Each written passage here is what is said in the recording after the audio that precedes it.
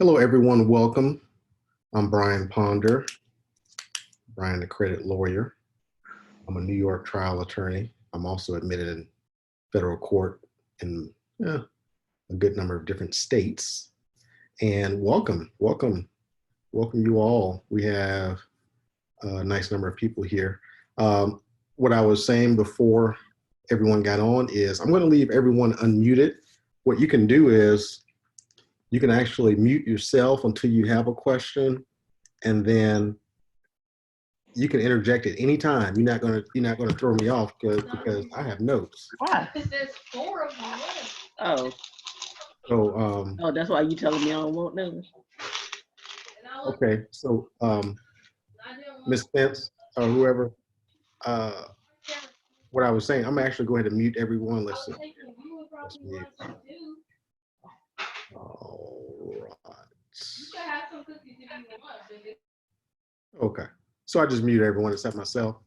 So what I'm going to do is I'm going to unmute everyone, but I ask if you don't have a question, just mute yourself. And that way we won't hear the background noise. And the reason I'm going to unmute everyone is so that if you have a question at any point, you can just jump on in. So if you can, just go somewhere quiet.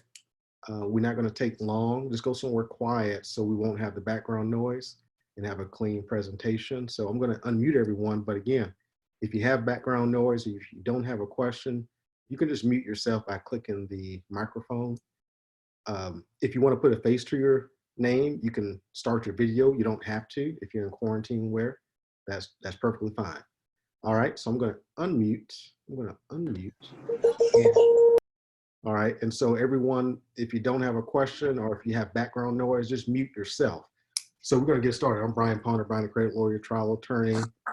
My practice specializes over 90% in consumer law, dealing with credit, debt, and real estate issues. So welcome to this Zoom. I'm going to do a good number of these. And a lot of the topics I'm talking about are covered in my book, 4 Steps to Better Credit. If you don't have that, I highly recommend it because it's sort of like, it's going to create your base of knowledge about improving credit. And so if you don't have that, go to Amazon and grab it. Another reason you might want to go and grab it is because after you grab it, if you email me your receipt, I send you bonus letters that consist of all the letters in the book, plus over a dozen other letters, even some related to COVID-19 relief that I personally drafted a couple weeks ago. So great book, but great bonuses. And the book is $24.95. So very inexpensive, a lot of information. I'm going to actually put my email here. So after you get the book, you would email your receipt there. So I encourage everyone to get that. Also, I may reference some packages. I have some specific packages which are like higher level knowledge attacks, regarding credit items.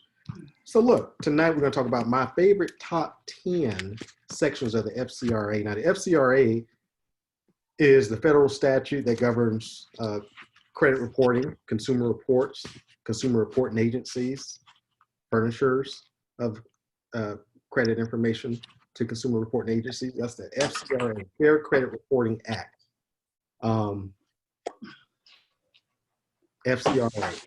That is codified at 15 USC 1681. So that's 15 USC 1681.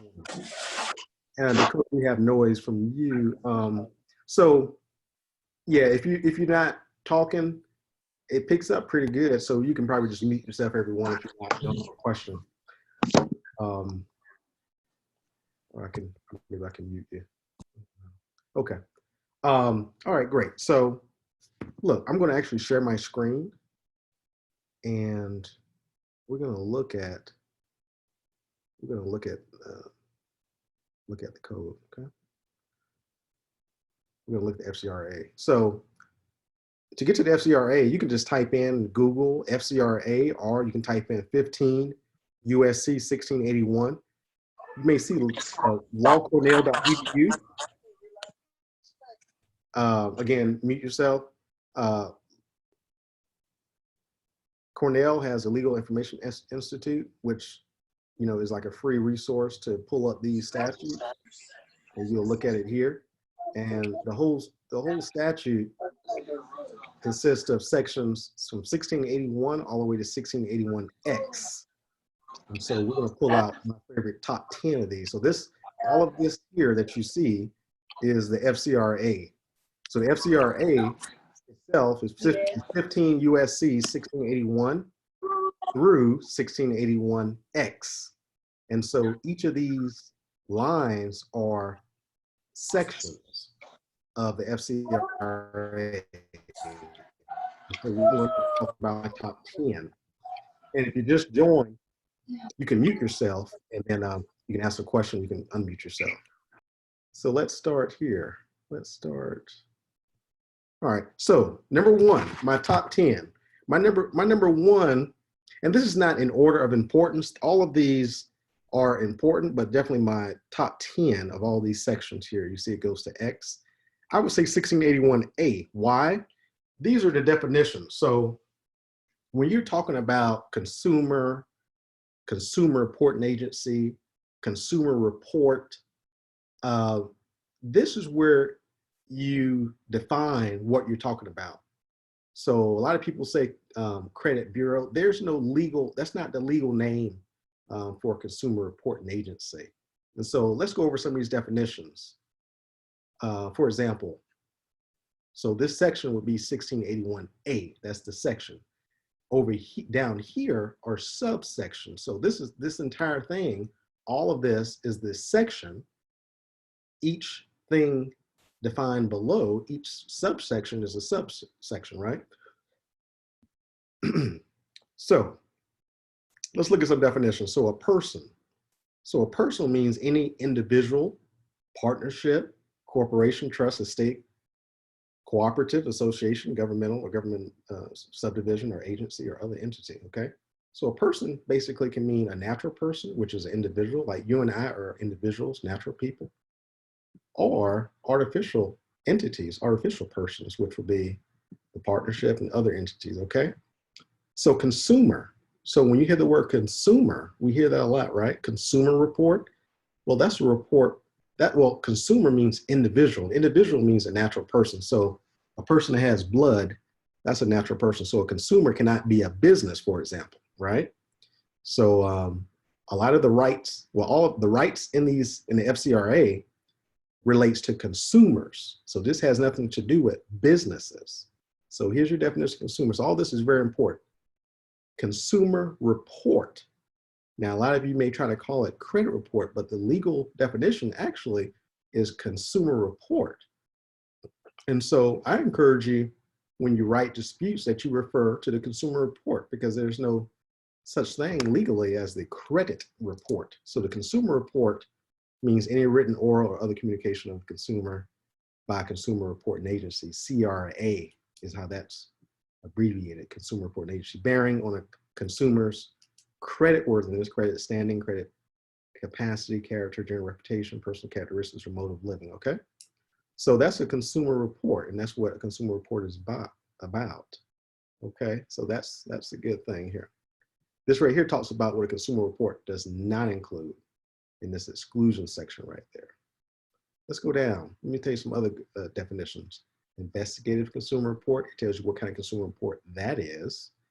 Consumer reporting agency. So listen, consumer reporting agencies are the entities, or the persons, I should say, because it could be a natural person, right? These are the people that this law covers. So you have to make sure you're dealing with a consumer reporting agency. Now, we all know Equifax, TransUnion, Experian, we know those are consumer reporting agencies, but there are others out there. And so we figure out who else may be a consumer reporting agency by looking at this definition. Consumer reporting agency means person, any person, which for monetary fees, dues, or a cooperative nonprofit basis regularly engages in whole or in part in the practice of assembling or evaluating consumer credit information or other information on consumers for the purpose of furnishing consumer reports to third parties, in which uses any means of facility of interstate commerce for the purpose of preparing those reports. Okay, so that's a long definition, right? So consumer reporting agency consists of, a person that, any person that does any of these things. All right. So that's very important. Now, file, is defined here. When using connection with the information of the consumer means all of the information on that consumer recorded and retained by the consumer reporting agency. So if you ask for your file, this is what you're asking for legally, right? All right, so that's the file. Employment purposes is defined. Let's go on down some more. Adverse action is defined. Denial of employment. So this is very important because adverse action happens when someone pulls your credit report and denies you because of what's in it. That's called an adverse action. So that's very important. Also, when you have an adverse action, you'll see later, you can get a free copy of your credit report within a certain time period. Firm offer of credit or insurance, that's important when it comes to inquiries of a certain type. Let's go down some more. All these definitions are good. I'm gonna go to the ones that are my favorite. Consumer reporting agency that compiles and maintains files on consumers on a nationwide basis. That's a certain type of CRA. So those consist of obviously the big three and some others. Those are ones that maintain files on a nationwide basis. So that's defined. Active military consumers defined. Identity theft, you hear a lot about that. It's defined here in this section. So I like this section, it defines that. Card issuer, credit card. And so what's good about this site here, you can actually click the definitions within the definitions and learn what they are. Account, okay, you talk about this account is not mine. So if you click account, look, it'll tell you what account is. Got the same meaning as 1683. So, so it tells you what they mean by account. Credit creditor,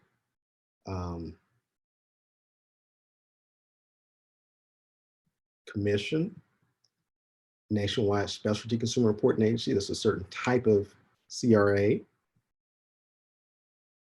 And so those are my favorite definitions within this section. All right, so that's number one for me as far as one of my favorite. See, because you have to know what you're talking about. So you write all these words and letters talking about consumer reporting agency. If you don't know what it is, you could be really saying the wrong thing. Like you shouldn't be saying credit report, you should be saying consumer report, right? So if you want a copy of your consumer report, an entire file, that's a different thing, right? The consumer report could be anything. The file is everything. So that's 1681A is one of my favorite. My second would be 1681B. 15 USC 1681B talks about permissible purpose. Well, before I do that, does anyone have any question about 1681A definitions? Any questions? You can unmute yourself if you do. Number two, 1681B, permissible purpose. Now, this is definitely a favorite. This outlines when a person can have a permissible purpose to obtain your consumer report. Okay, so it says a consumer reporting agency may furnish a consumer report under the following circumstances and no other. So that's strong words. So basically the following circumstances and no other is when the CRA may furnish. So if the CRA furnishes a report and any of these circumstances are not met, then the consumer reporting agency has violated 1681B, right? So these circumstances could be in response to a court order, subpoena, instructions of the consumer. That means you gave permission to a person it has reason to believe. Now, this is really interesting here. So to a person, that could be an individual or company, we're talking about the CRA, has reason to believe. They love to use this. So if, they'll say they had reason to believe that you intended to have a transaction with that person and intended to use it for employment purposes. So all of these, you read through this. So the CRA in court, they'll like to rely on this because they'll say, oh, we had reason to believe that this or that, okay? So you can read the rest later, but that's really 1681B A is really one of my favorite sections because sometimes I can allege you can have a situation where, and this is when you're doing inquiry issues, this is when you say they didn't have a permissible purpose. Now, here's a big error people make. They'll say, I didn't give ABC company permission to pull my credit report. So look at that. That's only one of the circumstances. Okay.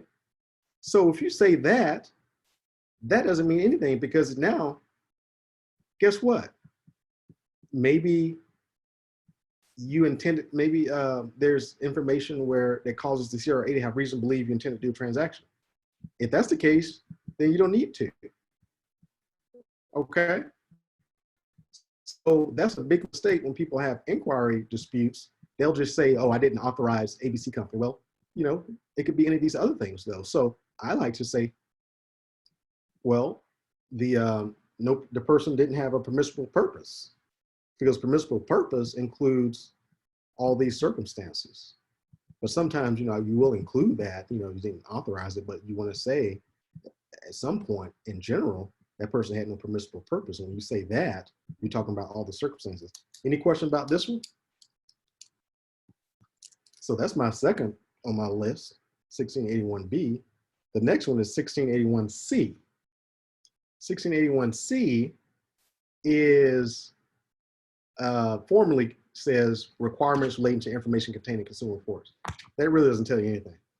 This is regarding how long stuff can be on your consumer report.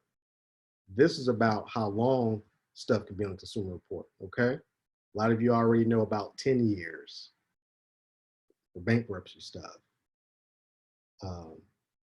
7 years, you know, for civil suits, judgments, arrest records, paid tax liens, 7 years. Accounts placed for collection, 7 years, okay? Adverse information other than records of conviction, 7 years.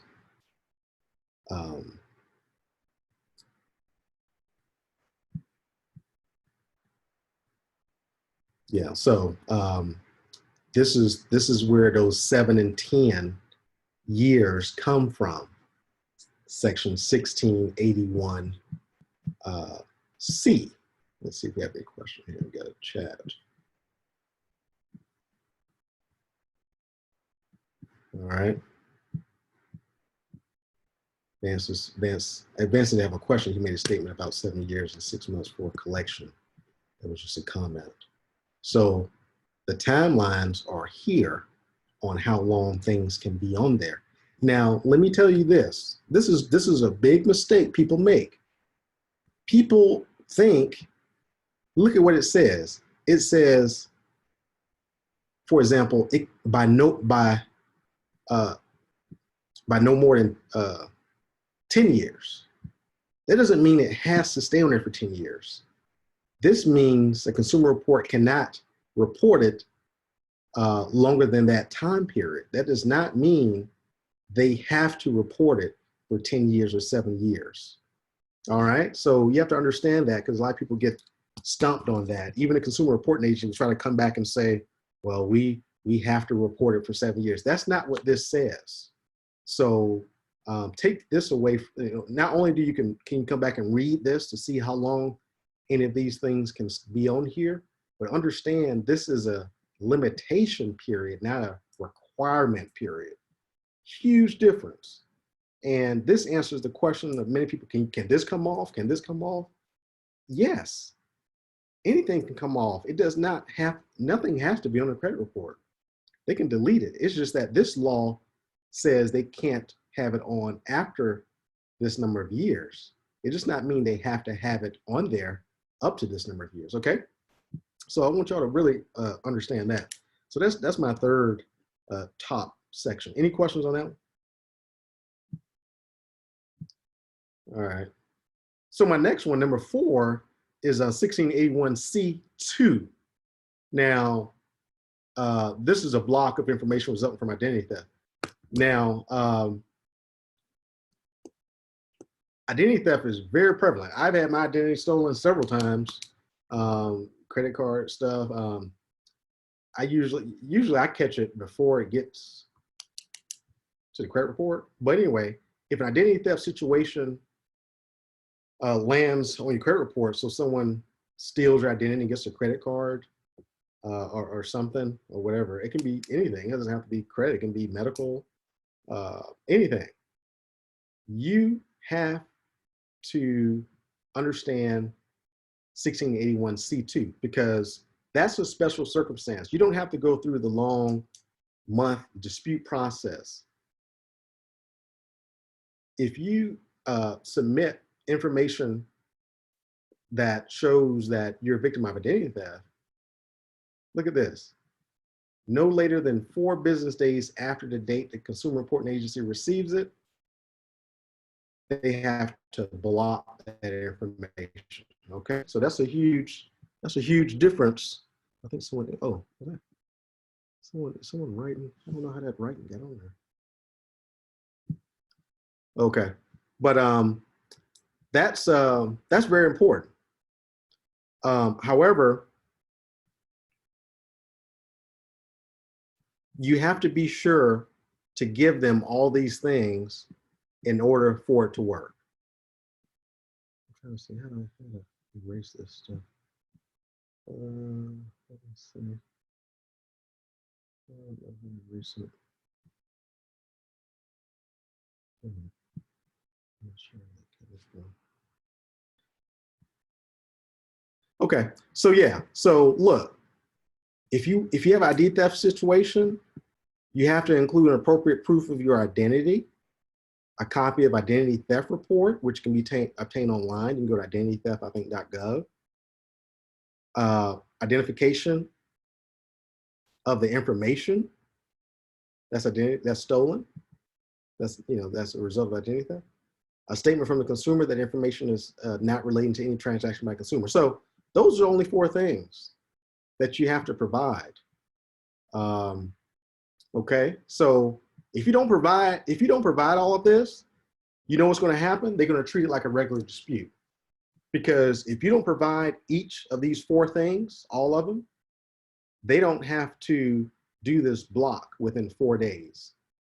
If you provide all of these things, then you trigger 1681C2 subsection A, that block. Okay, y'all got that? So that's one of my favorite sections because you have an ID theft situation, you have to implement that. Any question?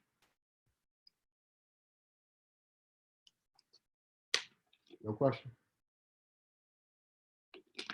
All right, so yeah, that's my number 4. Okay, we're moving right along. Number 5 for me would be EB, 1692. I'm sorry, 1692 is BCPA. So 1681 EB, compliance procedure. All of this is good, but I'm most interested in B. B talks about what the CRA needs to do to make sure everything is accurate before dispute. This does not, you don't have to dispute to trigger EB. EB is what the CRA needs to do from the start without you even notifying them. It says, whenever a consumer reporting agency prepares a consumer report, it shall. So look, I know some people in here are lawyers, but if you're not, if you know what shall is, if you're a lawyer, shall means it's required. It's not optional. So when you see this word shall, that means required. When you see the word may, that means optional or permissible, right? So when you see the shall, you should pause and understand this is something that must be done. So the consumer reporting agency, when it prepares a consumer report, it shall follow reasonable procedures. Reasonable procedures. Now, reasonable procedures is not defined, so that's why we end up in court fighting, because they're going to say what they did was reasonable, you're going to say it's not. But it shall follow reasonable procedures to assure maximum, okay? Not average, but maximum, that's a big word, possible accuracy. So maximum possible accuracy of the information concerning the individual. The individual, remember, that's a consumer, a person with blood. about whom the report relates. So that's very important. So if you get a consumer report and it has something in it that's just ludicrous, say it has your address as Mars or something, well, you know, that shouldn't be the case. Or it has your date of birth as 100 years old or 15 years old. Well, come on, okay, you can't have a big, so there's a lot of things that shouldn't be on a consumer report. So without you even disputing it, you can trigger EB. EB is tough to litigate. I don't recommend jumping on an EB case without doing a dispute, but technically you can have a case under EB without disputing.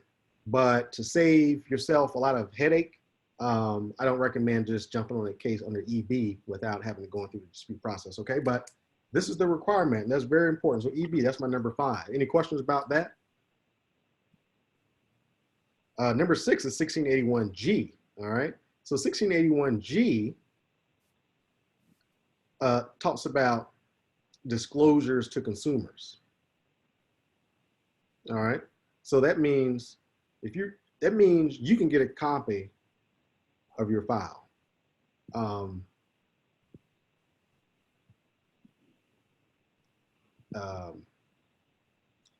It says every consumer reporting agency shall, okay, again, anytime you see that word shall, you should understand that's a requirement. So every consumer report, so every, not some of them, every consumer reporting agency shall, comma, upon request, okay?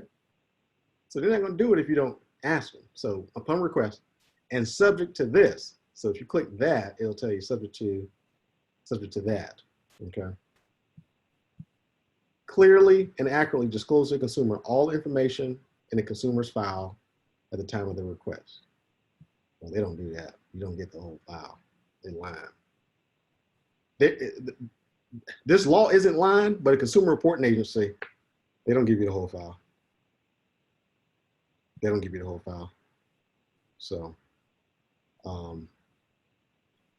let me see, got some questions here. EB is the heart of the FCRA. Vance says that. Marlon says, I learned the word shall in the Black Law Dictionary. Yeah, the Black Law Dictionary is great.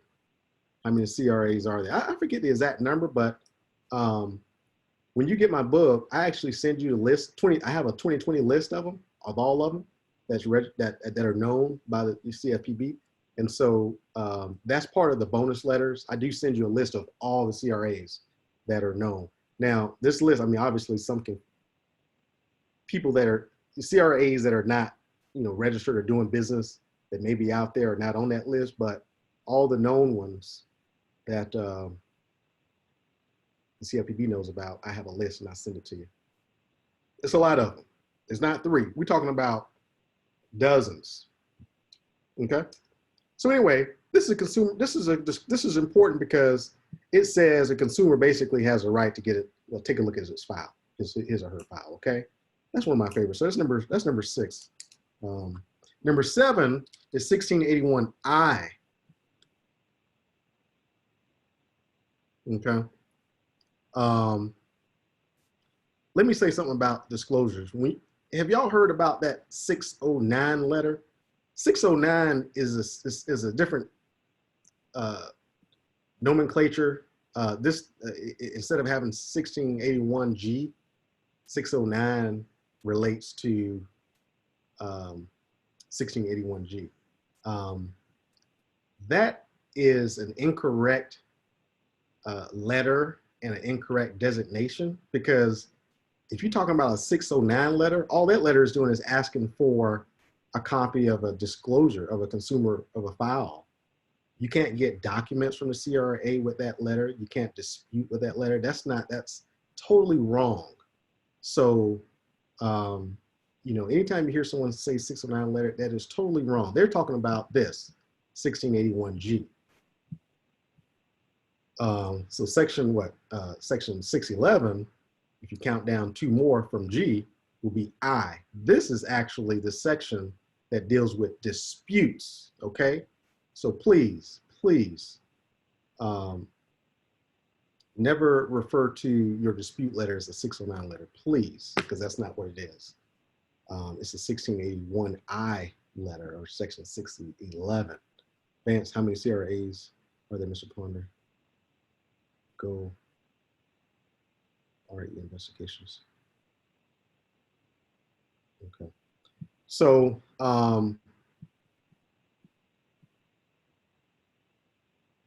Vance, I'm not sure of your question. I mean, I'm about to go over section I here, but as Hey, far Mr. as, Pond. yeah, So I'm kind of in front of you a little bit. I'm sorry about that, but kind of go over what and it says reinvestigation. mm-hmm, Kind of go over why it says mm-hmm, and tie it back into section EB. sure. So yeah, you're a little ahead of me because I'm about to go over this now. But 1681I is when you or a consumer disputes the accuracy of information. Remember, we go back to E. EB says it should have maximum possible accuracy, right? So when you're disputing the accuracy of the information in there, this relates to this section here, 1681I. This is the procedure that the Consumer Reporting Agency must take. Now, if you look at 1681I subsection A1A, it talks about if the completeness or accuracy. So EB talks about accuracy, but you can dispute the completeness or accuracy. So what's completeness? Well, say if you have an account, a mortgage account, and you paid off your mortgage or refied, and the balance has a space and no number in it. Well, that's incomplete. If that zero is not there, the FICO system cannot use its algorithm or technology to bounce that high limit to that zero and calculate the score based on numbers. So when there's no balance there, that's incomplete. So these two words here, when you're disputing something, you better have one or both of these two words in that dispute. Because if you're not challenging or disputing the completeness or accuracy of something, then you're not doing a real dispute because it's not triggering. You got to have these trigger words. And as Vance was talking about, you may notice that this says reinvestigation. Well, if it says reinvestigation, it means to investigate again, correct? So that means when is the first investigation? Well, that's where you go back to EB, because they should have procedures in place to investigate stuff that goes on in the first place to assure maximum possible accuracy. So that's the first time they're quote unquote investigating or looking at what's going on. And so 1681I, when you dispute something, then they have to actually reinvestigate within a 30-day period and get back to you and basically take the necessary action. The necessary action would be to either modify or delete that information. Okay, so this is my favorite section. Well, I guess the 7th one, because this is what disputes are about. So you should be intimately involved in understanding this. This is a long section. I'm not going to read it all, but this whole section is very important. It even talks about how they can call a report privileged. It talks about how they can extend the report. It also talks about how if they verify it, if you ask them, they have to tell you the method of verification. And so, And Mr. Ponder, yes, man. can you go back up? Can you go back up to 2?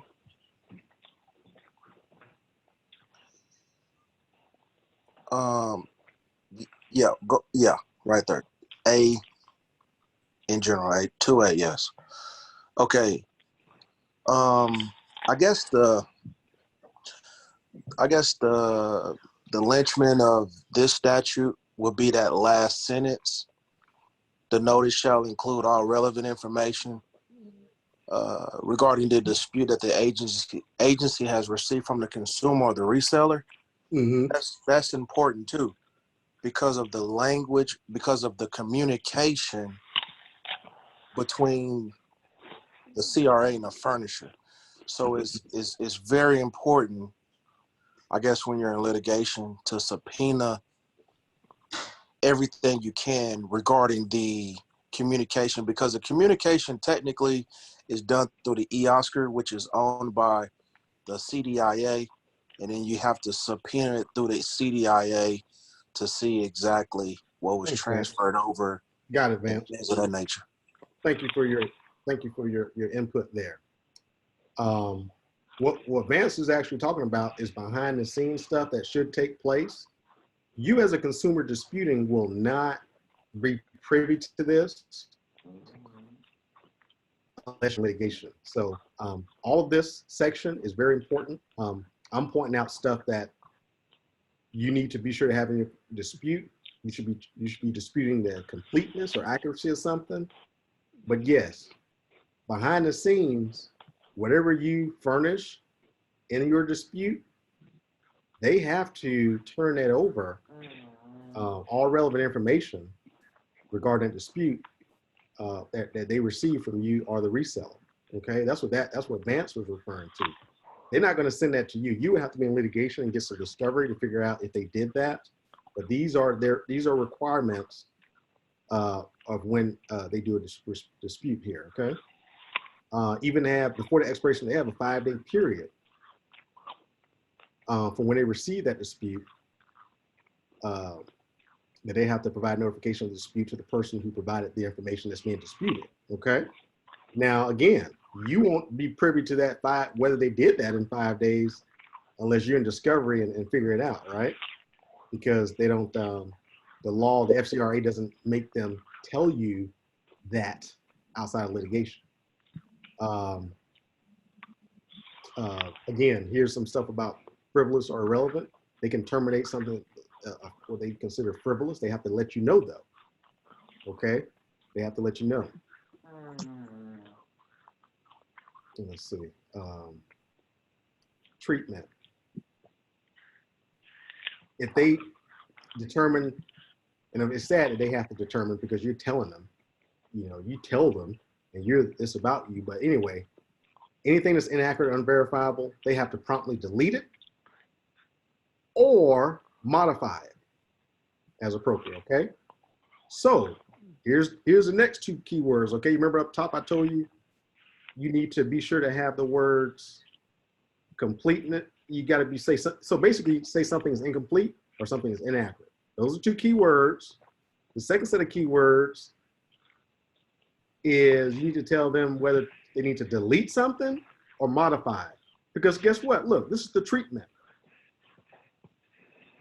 So you got to use these keywords because this is how the law requires them to treat something. So they have to promptly delete it or modify that item. So modify would be to put in that 0 balance on that paid off mortgage, right? Or to take away that late payment. Delete would be, it doesn't account, say isn't yours or something like that. Well, that's a deletion. And so that's what you want to do. And they have to notify the furnisher of the information. Basically, you don't care about that, but they have to say if they delete it, they have to tell, say if it's ABC credit card company that they deleted or modified it. You don't really care about that, but you want them to delete it or modify it. All right. And Mr. Ponder. Yes. Can you go back up to 5, please? Okay. As you see, it says, as appropriate, comma, based on the results of the reinvestigation. So, like you said, you just talking about disputing what needs to be in your letter, but in litigation, that's super important because that calls for an independent discretion to be used, because it's what did you get from the furnisher. Well, it goes back to section 2 NEB, because it's what did you send over, what did you get, how did you make that decision. This is if you're still upset, want something removed or should have been removed, or in litigation or whatever the case may be. Okay, yeah, good, Vance. And so as I explained, what's appropriate would be if you're saying something's missing, well, it's appropriate to modify it and then correct it if you told them to modify it. Okay. Today on YouTube, someone told me I think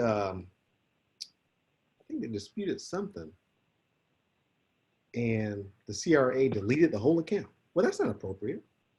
It was a good account, good credit card account, and in response to a dispute or something, they deleted the whole account. Well, that's not appropriate. It should have been modified, you know. So, but correct. I mean, litigation is a whole different animal. But yeah, appropriate. Again, these words: appropriate, reasonable. Oh my goodness, it's not defined. A lot of room for issues. This next part B talks about reinsertion. If they reinsert something, they have to let you know. They have to give you notice. Okay. They have to have procedures in place to prevent reappearance. So if they delete something, you know, they have to have a procedure in place to make sure it doesn't pop back up. They have to give you notice of the results of the investigation within 30 days. Now, look at number 7. A consumer reporting agency shall, this is one of my favorite subsections. A CRA shall provide to the consumer a description referred to in 6B3 no later than 15 days. So what's 6B3? Here it is. A notice that, if requested by the consumer, a description of the procedure used to determine the accuracy and completeness. That's huge. Now, if you have my book, 4 Steps to Better Credit, basically what this says is, say if they consider something verified, you told them what it should be, and they say, nah, we have it right. We verified it. Well, you can ask the CRA, well, how the heck you determine that to be accurate and complete when I say it's not? So a lot of people, a lot of agents, a lot of consumers or credit repair people, they'll wait till something is verified to ask for this description. But in my letters, that's already built in. You don't have to wait to trigger this. See, you have to see if requested. So go ahead and request that in the initial letter. Now, if you have my book, my CRA dispute letter already has this built in. So if the CRA erroneously doesn't correct it, or delete or modify, and they consider what you're challenging is accurate or complete, you've already built this in. And what does that mean is, so within 15 days of them deeming something verified, they have to send you a description. Well, guess what? If they don't do it, they violated this. So you got them again. So if they do this wrong, you got them on this. And we'll talk about what I mean by got them. That means they violate the FCRA if they don't give you a description of the procedure, okay? So this is good. Those are my favorite. All this is important. The whole FCRA is important, but those are my certain sections within here that really are very, very important, okay? So that's number 7. Any other questions on that one? That was number 7. So my number 8 on my top 10 would be 1681N. So when you get them, this is what you can hold them to, 1681N and O. N talks about civil liability for willful noncompliance. That's a fancy way of saying they're liable, you know, they're liable to you. You can get them when they intentionally violate this FCRA. What can you get? Actual damages. Okay, so actual damages, what if you're about to buy, you know, $1 million house and is really worth $2 million, but and your deal falls through because the FCRA has something wrong and your loan got denied? Well, shoot, you lost out on $1 million worth of equity, right? Because you can't go and get another house like that because that was a special deal. So that could be actual damages. All right. And then it says, or damages are not less than 100 to 1,000. That's called statutory. So what if you can't prove the actual damages? What if you don't have a situation like I just described? Well, then at that time, you can get these statutory damages. So this is a willful situation. What else can you get? You can get, if a person obtained a report under false pretenses situation, you can get actual damages again, or $1,000, whichever is greater. All right, so that's more money. when in a situation like that. And punitive damages. Punitive damages, for those that don't know, are damages to punish the CRA. Punitive, to punish. Punitive means to punish. Punishment, damages, as a court may allow. The court may allow millions. People get millions of dollars here. People also get millions of dollars here, actual damages. Okay?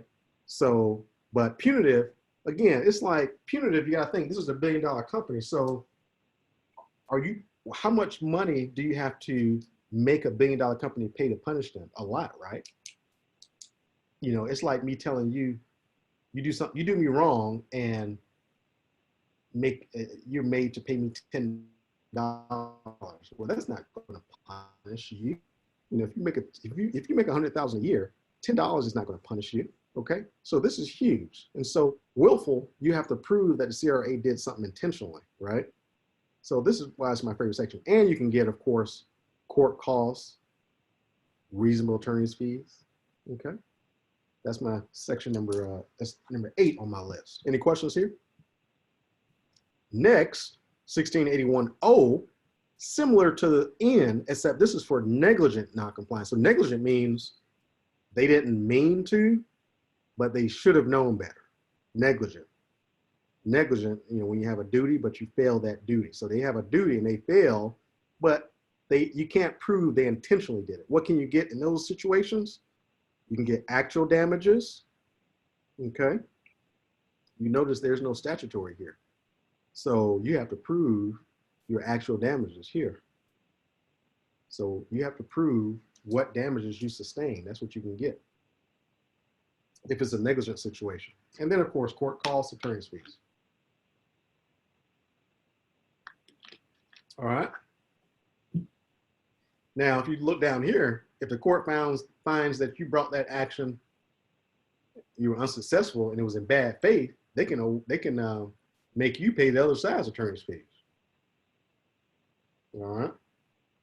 So you don't want to sue in bad faith. You got to make sure you have a good case, and that's where you get your attorney to review it.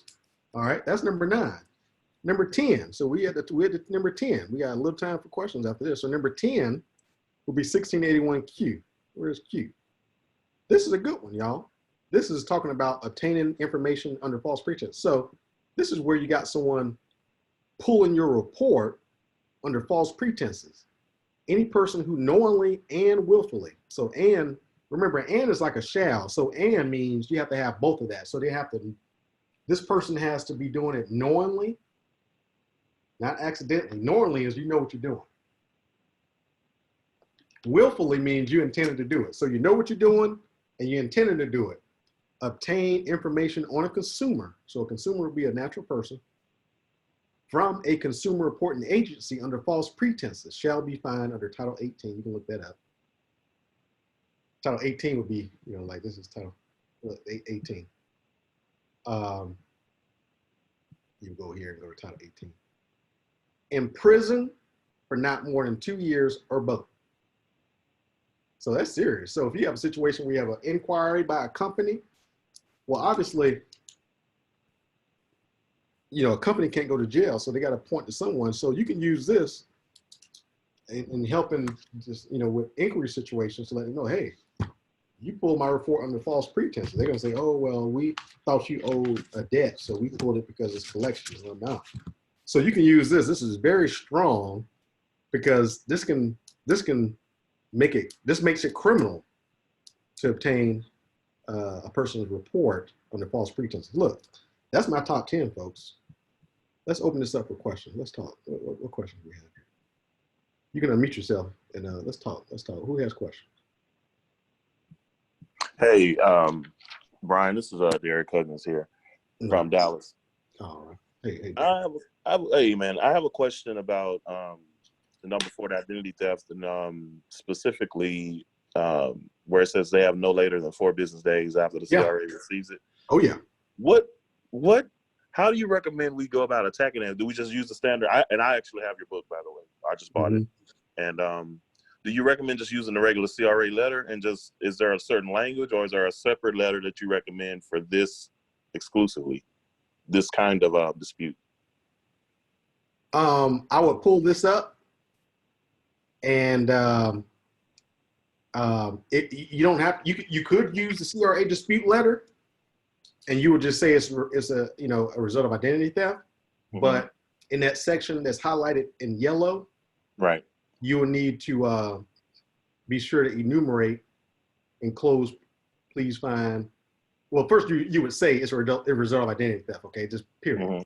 Right. But you need to say enclose please find one please find proof of my identity, so a driver's license or something like that, ID. Right. A copy of ID theft report, include that. Right. It's good to notarize that too, because ID theft you can pull online. It'll have a section where it can be notarized. Okay. As like an affidavit. Right. Now you notice. Let me click on that and show y'all something. It does not have to be notarized. So you click identity theft report. It does not have to be notarized. You can actually do it online, and it does not have to be notarized. The only reason I say notarize it is because these CRAs sometimes are just full of crap and may not honor it, but it does not have to be notarized. If you do that theft report, it does not have to be notarized. You can swear on the penalty of perjury and sign, and that's just fine. Right. Right. Anyway, so identification of the information. So you got to specifically identify the information, and you have to have a statement, like I said, that the information does not relate to any transaction by the consumer. A lot of people miss that. A lot of people just miss something. They may not include identity theft report. And when you do that, like I said earlier, it just kicks it into a regular dispute, and you're not going to get that 4-day. So I just recommend just be sure to pull this up and be sure to sort of enumerate and demonstrate all 4 of those things, and then you're good to go. And then I guess my question is, I have a couple people that I know that do this as well. I'm saying that I guess they had all the 4 things that you mentioned, but for whatever reason, the bureau still didn't do it in that shorter time period. They still processed it as a normal, dispute. Now that's why I was asking: was there certain verbiage that pointed that out to them, or is it just something we just depend on them to do? So guess what? What if you do all this right and they treat it like a regular dispute? What does that mean? That means they violated FCRA. They violated FCRA. So you can do everything perfect, and if they don't follow the law, then there's a violation. So technically, that delay, let's say they're trying to close on a loan, that 4 days, they could have had to extend the closing. Now 4 days, they probably, if this had been corrected in 4 days, they wouldn't have had to, extend the loan. They may have to get a hotel for longer. It's just, so now they can actually sue and get damages. So they violated the law. So understand, you all, you do everything perfect and the CRA not do what they're supposed to do. That's why they pay millions of dollars a year. They have what? How much is advance they set aside? I forget the number. Millions. Yeah, it's 25 million set aside every year just for consumer reports, and that's from TransUnion, Equifax, and Experian. But I mean, it just Millions. Now they the judgments exceed that sometimes, but they set aside 25 million just to deal with their own violations. So anyway, to answer your question, Derek, yeah, man, you can do everything perfect, and unfortunately they treat it like a regular dispute. And okay, and I was really just trying to see if that was something that you experienced, that being commonplace, where they'll you'll have everything right, but they still just try to. Oh yeah, oh man, I sue them all the time. I sue them. Okay. They're always doing something wrong. But gotcha. Okay. But you have to do what you have to do to have that case. So right. Yeah, you do what you're supposed to do perfectly. They will, because all this stuff is automated. They got people in Chile doing some stuff, and they miss it. They some of the stuff is really a computer system. So I mean, you include, I try to say include these words and sort of all the trigger words, because the computer system needs to pick this up. It needs to say a result of identity theft. Those trigger words like you were asking about. Yeah, you got to say it's a result of identity theft. You got to identity. Let me ask you one more question real quick, and I'll be done. Is there any I guess I get clarity on the third one, which is the identification Yeah. of such information. Oh yeah. The trade line, the name and account number.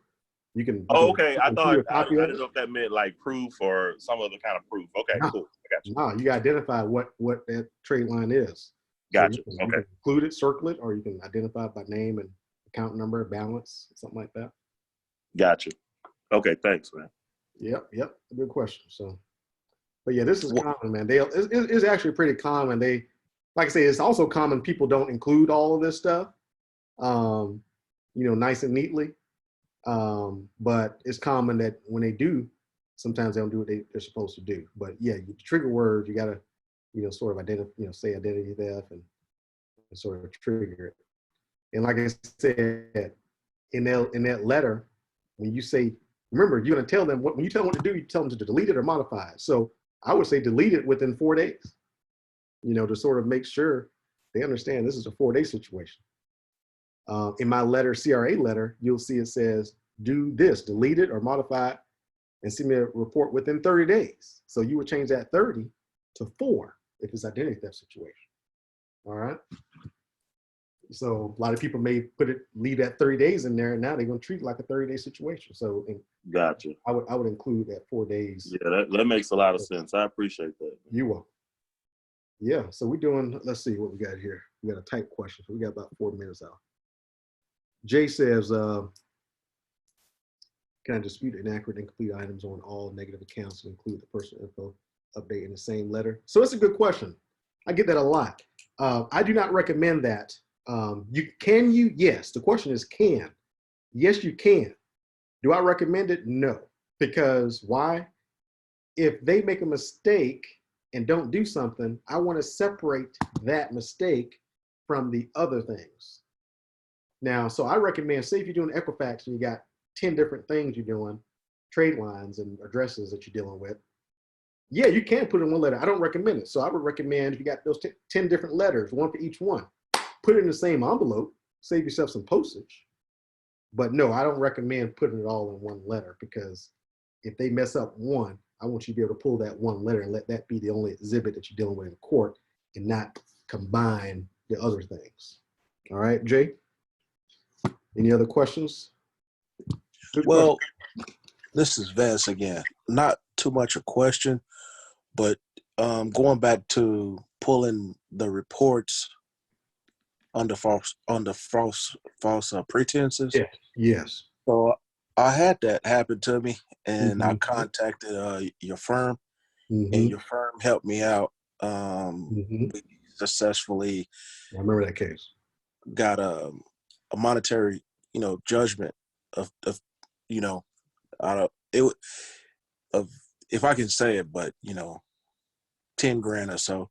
And so that's true. And the information that he's telling on this Zoom is very accurate.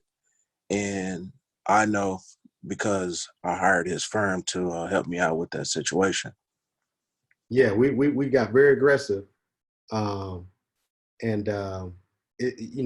have to be very aggressive when accusing people of this crime. This is a crime. So you got to be sure that that person had no authorization to get that report. And we had a case like that. And yeah, we got, we got the other party to settle. But yeah, you can get very aggressive. This is a very serious allegation here. I mean, this is a crime.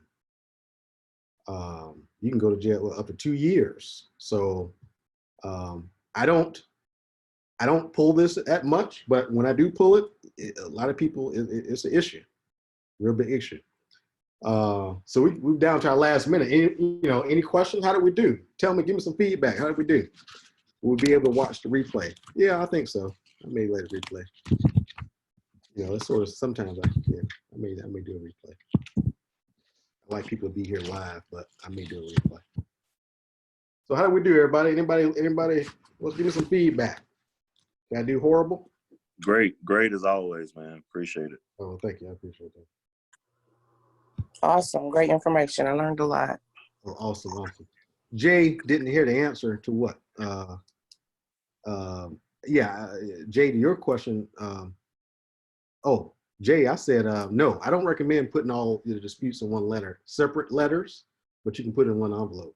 Separate letters. So if you have 10 different issues, you can put them in a letter for each, but you can put them in the same envelope. Priscilla, when is the next one? I don't know. I may do one Monday or Tuesday. I don't know. So look, I have the WhatsApp group. Let me see here. Yeah, so